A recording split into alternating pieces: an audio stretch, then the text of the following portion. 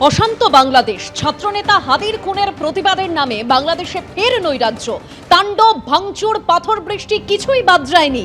সংবাদপত্র ডেইলি স্টারের অফিসে হামলা চালানো হয়, আগুন ধরিয়ে দেওয়া হয়। আর তাণ্ডবের একদিন পর আবার ছাপা হলো বাংলাদেশের পত্রিকা দ্য ডেইলি স্টার। মাথা নোয়াবো না, তাণ্ডবের পর প্রকাশিত প্রথম সংস্করণেই বার্তা দ্য ডেইলি স্টার পত্রিকার। ২৭ বছর পর প্রথমবার ছাপা হলো না বাংলাদেশের প্রথম আলো খবরের কাগজ। প্রথম আলোর অফিসেও হামলা চালানো হয়।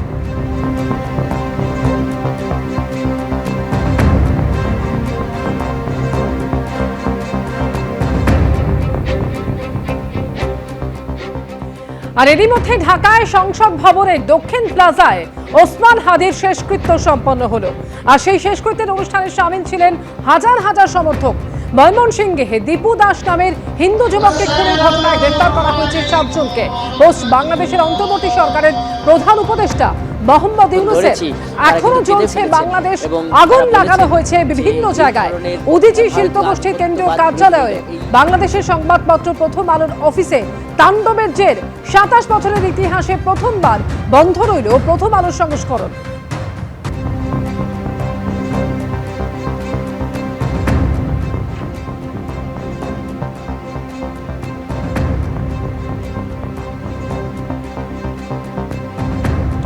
এর আগে গত পরশু রাতে বাংলাদেশের বিভিন্ন শহরে তাণ্ডব চলে, একের পর এক অফিসে হামলা হয়, সংস্কৃতি কেন্দ্র নটছায়া হামলা হয়, অন্যদিকে বিভিন্ন সংবাদ মাধ্যম অফিসে সেখানেও হামলা হয়। দাউ দাউ করে এই অশান্তির আগুনে জ্বলতে থাকে গোটা বাংলাদেশ। সংস্কৃতি কেন্দ্র ছায়ানটে হামলার পাশাপাশি বিভিন্ন সংবাদ মাধ্যম অফিসে হামলা হয়, অশান্তির আগুনে জ্বলতে থাকে বাংলাদেশ।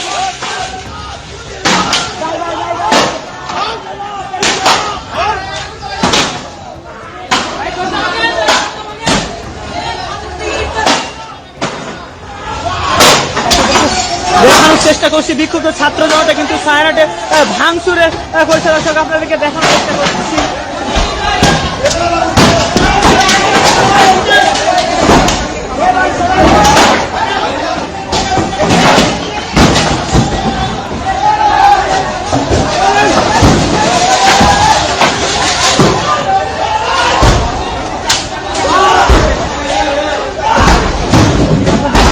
ভাঙচুরে করা হচ্ছে, আপনাদেরকে সরাসরি দেখানোর চেষ্টা করছি।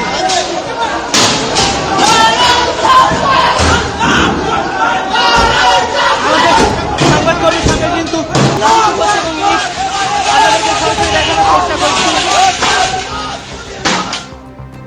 আর বাংলাদেশের এই পরিস্থিতি সম্পর্কে শুভেন্দু অধিকারী বললেন, বাংলাদেশের পরিস্থিতি উদ্বেগজনক।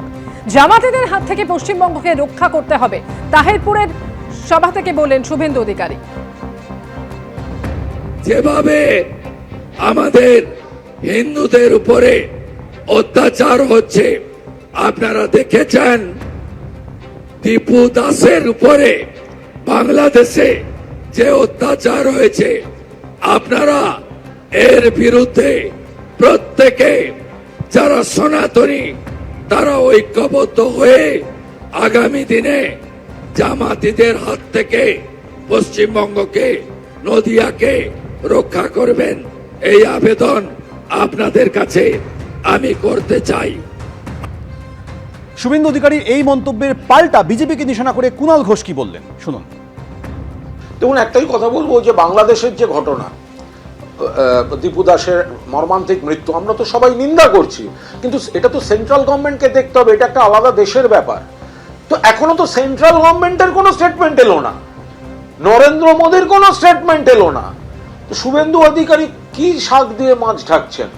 নরেন্দ্র মোদীর সরকার, কেন্দ্রের সরকার, দিল্লির সরকার, যারা দায়িত্বে, এটা আন্তর্জাতিক বিষয়। বাংলাদেশ, এটা পশ্চিমবঙ্গ কিছু করতে পারে না, এটা কেন্দ্রের ব্যাপার।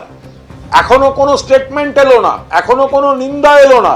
তাহলে শুভেন্দু অধিকারী নরেন্দ্র মোদীর কাছে কৈফিয়ত চান। এদিকে এসআইআর এর খসড়া তালিকায় বাংলাদেশি আর বাদ যাচ্ছে ভারতীয়র নাম। খসড়া তালিকায় নামই উঠল না বেহালার বাসিন্দা সুব্রত মিস্ত্রি। রাজ্য সরকারি কর্মচারী সুব্রত মিস্ত্রি 2002-এর তালিকাতেও তার নাম ছিল। ভোটের ডিউটিও করেছিলেন রাজ্যের সরকারি কর্মী সুব্রত মিস্ত্রি। ভারতীয় হয়েও এসআইআর এর খসড়া তালিকায় তার নামই নেই।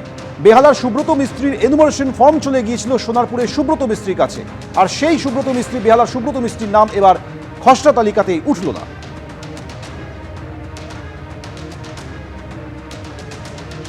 বেহালার বাসিন্দা সুব্রত মিস্ত্রি তিনি কি বলছেন শুনুন। খসড়া তালিকায় আমি দেখতে পেলাম আমার নাম আসেনি, ওইখানে যে সুব্রত মিস্ত্রি তার নাম এসছে। কিসের এসআইআর?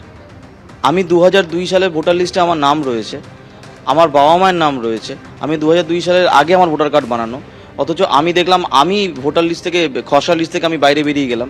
অথচ সেই লোকটি যে বাংলাদেশ থেকে, সে ওখানে বলল, মিডিয়ার সামনে যে স্বীকার করলো আমি বাংলাদেশ থেকে এসে ভোটার কার্ড বানিয়েছি, তার নামটি লিস্টেড করা হলো, অথচ আমি বাদ গেলাম। আমি নির্বাচন কমিশনকে যে জানতে চাই দোষটা কার? এই আমার এপিক নাম্বারটা তুলে নিয়ে গিয়ে ওখানে সুব্রত মিস্ত্রির নামে তার বাবার নাম আমার নাম একই করে দিয়ে বানিয়ে কে দিল, সেটা খুঁজে বার করার দায়িত্ব কার? আমি এখন বাইরে, আমি সরকারি কর্মচারী, আমি প্রতিবার ভোটের ডিউটিতে যাই, আমি আমার দায়িত্ব ঠিকভাবে পালন করি, ভোটের যে দায়িত্ব হয়, তা সত্ত্বেও আমি এই লিস্টের বাইরে। জবাবটা কে দেবে? নির্বাচন কমিশনকে দিতেই হবে এই জবাব। এখন আমি তো চিন্তা করছি, ও তো একবার ওর জন্মে এখানে, পড়াশোনা এখানে, অথচ একবার ভোট দিয়েছে, তারপরে তার নামটা কি করে উধাও হয়ে যায়? এই জন্য দায়ীকে। এবং ওর স্কুলে ডিউটি আছে, এই ভোটের ডিউটি পড়ে, এখন ডিউটি বন্ধ করে কি ভোট দেবে? এখন এর জন্য দায়ীকে। এর জন্য আমরা এর ক্ষতিপূরণ চাই। ভারতের বাসিন্দা হয়েও বেহালার সুব্রত মিস্ত্রির নামই উঠল না খসড়া তালিকায়। তার এনুমারেশন ফর্ম চলে গিয়েছিল সোনারপুরের সুব্রত মিস্ত্রির কাছে, কিন্তু শেষ পর্যন্ত যখন খসড়া তালিকা প্রকাশ পেয়েছে তাতে দেখা যাচ্ছে বেহালার বাসিন্দা সুব্রত মিস্ত্রি সেই তালিকায় নামই নেই। এই জটিলতা প্রসঙ্গে সোনারপুর উত্তরের বিএল কি বলেছেন শুনুন। মানে ইতিমধ্যে আমরা দেখেছিলাম আপনার এলাকার যে সুব্রত মিস্ত্রি, সে নিজেও বলেছে 2017 বাংলাদেশ থেকে এসে কার্ড বানিয়েছে, ক্যানিং থেকে কার্ড বানিয়েছে, এবং যে খসড়া তালিকা সেটা তো আপনার এখানকার সুব্রত মিস্ত্রির নাম। হ্যাঁ, ওর নামই আছে। তার কারণটা হচ্ছে ওকেই যেহেতু ওর ফর্মটা যেহেতু সাবমিট করা হয়েছে, আর যখন এনুমারেশন ফর্ম এসেছিল, এনুমারেশন ফর্মে আমার এখানকার সুব্রত মিস্ত্রির ছবি ছিল বলতো, এবং সে এখানকার তার নামও ভোটার লিস্টে রয়েছে, এই জন্য তাকে ফর্ম দেওয়া হয়েছে, সেটাই সাবমিট হয়েছে, আর তার জন্য খসড়া লিস্টে ওর নামটাই এসেছে। না, আমাকে এই পর্যন্ত করতে বলা হয়েছে, ব্যাস। বেহালার সুব্রত মিস্ত্রির অভিযোগ পেয়ে আমরা যোগাযোগ করেছিলাম সোনারপুরের আরও এক সুব্রত মিস্ত্রির সঙ্গে। তিনি যে একসময় সত্যি বাংলাদেশ থেকে এসেছিলেন সে কথা অকপটে স্বীকারও করেছিলেন। আপনার যে কার্ডটা, এই কার্ডটা কবে থেকে বানানো হয়েছিল? এটা আমার 17 সালে করা হয়েছে, ক্যানিং ভিডিও থেকে জমা করে লাইনে দাঁড়িয়ে আমরা। আপনি কোথায় থাকতেন? মানে আপনি কি আগে বাংলাদেশে থাকতেন? হ্যাঁ, আমার জন্ম বাংলাদেশে, আমি এখানে ছোটবেলায় চলে এসেছি। একই এই যে এপিক নাম্বারটা পেয়েছেন, এটা কার্ড নাম্বারটা, এটা কাকে দিয়ে, বাংলাদেশ থেকে এসে কাকে দিয়ে বানিয়েছিলেন কার্ড? কাউকে দিয়ে না, আমরা ভিডিও থেকে জমা করে তারপর আমরা বেহালার বাসিন্দা সুব্রত মিস্ত্রির নাম খসড়া তালিকায় নেই, অথচ সোনারপুর উত্তরে সুব্রত মিস্ত্রির নাম উঠে গেল, যা নিয়ে একটা জটিলতা তৈরি হয়েছে। এই সোনারপুরের বাসিন্দা সুব্রত মিস্ত্রি, তার স্ত্রী, তিনি কি দাবি করছেন শুনুন। আপনার স্বামীর নামে যে কার্ড, সেই নিয়ে কার্ডে একটা সমস্যা হচ্ছিল, আরো একজন ক্লেম করছিল, খসড়া তালিকায় নাম উঠেছে, শুনেছেন? হ্যাঁ হ্যাঁ, চিন্তা দূর হলো তো। আর ওখানে আর এর উঠবে না কেন? তো ছিল তো, এর না এর, হ্যাঁ,